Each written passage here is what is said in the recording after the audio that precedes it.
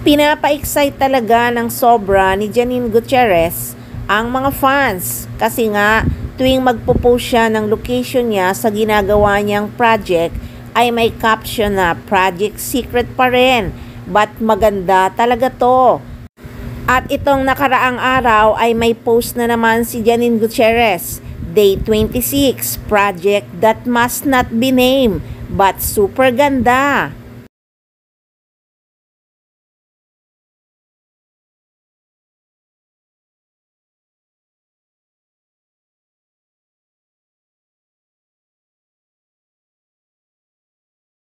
Kaya nga sobrang nakikurious at nai-excite ng mga fans. Sana daw ay i-reveal na ang project secret ni Janine Gutierrez.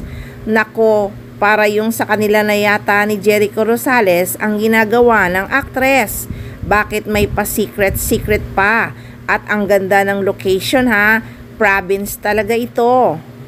Ito na nga kaya ang teleserye nila ni Echo na kaya secret ay dahil nga may pelikula pang ginagawa ang aktor kaya hindi pwedeng ilabas ang pagsasamahan nila ni Janine sa ngayon.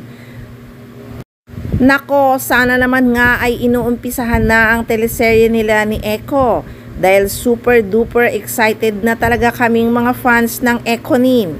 Anyway guys, may mga photoshoot na naman ang Econin. Hindi pa rin sinasabi kung anong brand na naman ang pagsasamahan nilang endorsement.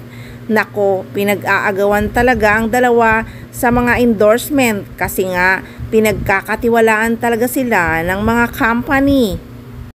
At hindi basta-basta ang mga photoshoot ng Econin ha, at ang mga ini-endorse nila. Very expensive at classy talaga. Guys, iba talaga ang Econin guys. At update naman tayo sa kanila. Magkasama na naman ang Econin sa Costo Manila at kasama ang anak ni Jericho Rosales na si Santino Rosales. Hehehe, panalo na talaga si Janine. Laging nakakabanding si Santino. Iba na talaga ang samahan ng Econin. Pinahihiwatig na nga sa buong madla na hindi lang sila basta-basta magjowa lang. Nako, manhid na lang at eng-eng ang hindi nakakahalata na more than pa sa magjowa ang turingan ng Econin. High sweet na lang tayo kung kailan nila i-reveal ang tunay na estado ng kanilang relasyon.